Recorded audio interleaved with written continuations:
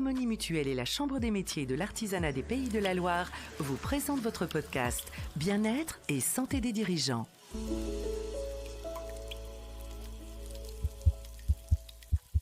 La baisse de l'activité, la pression pour atteindre les objectifs, l'instabilité de la santé financière de l'entreprise, un rythme de travail excessif, le poids des responsabilités, le manque de personnel, un conflit avec un salarié. La réalité de ces défis peut sérieusement impacter la santé mentale au travail du chef d'entreprise. Vincent Boutor, expert prévention chez Harmonie Mutuelle, nous explique comment prendre soin de sa santé mentale. Et oui, la santé mentale est longtemps restée tabou pour les dirigeants. Alors aujourd'hui, on a décidé de mettre en lumière ce sujet important. Parce qu'il n'y a pas de bonne santé sans bonne santé mentale.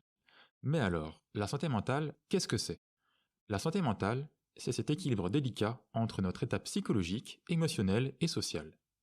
C'est savoir gérer le stress, maintenir des relations saines, prendre des décisions et s'adapter aux changements tout en gérant nos émotions de manière équilibrée. La santé mentale varie d'un individu à un autre et elle peut être influencée par différents facteurs comme le niveau de vie, les conditions de travail de chacun ou encore l'accès aux soins.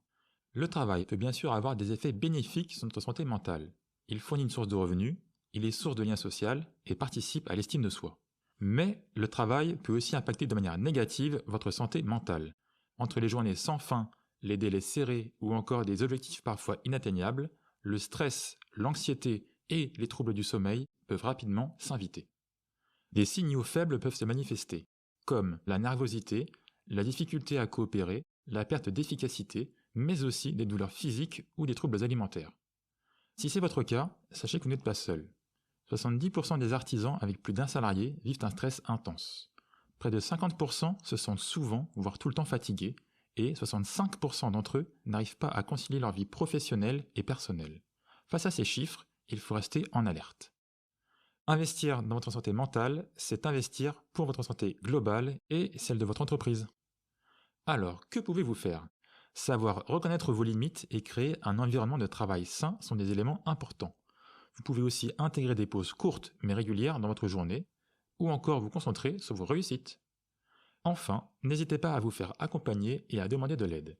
Un entrepreneur accompli ne se définit pas seulement par ses réussites professionnelles, mais aussi par sa capacité à prendre soin de lui-même. Même si vous ne pouvez pas tout maîtriser, commencez par vous écouter et en parler.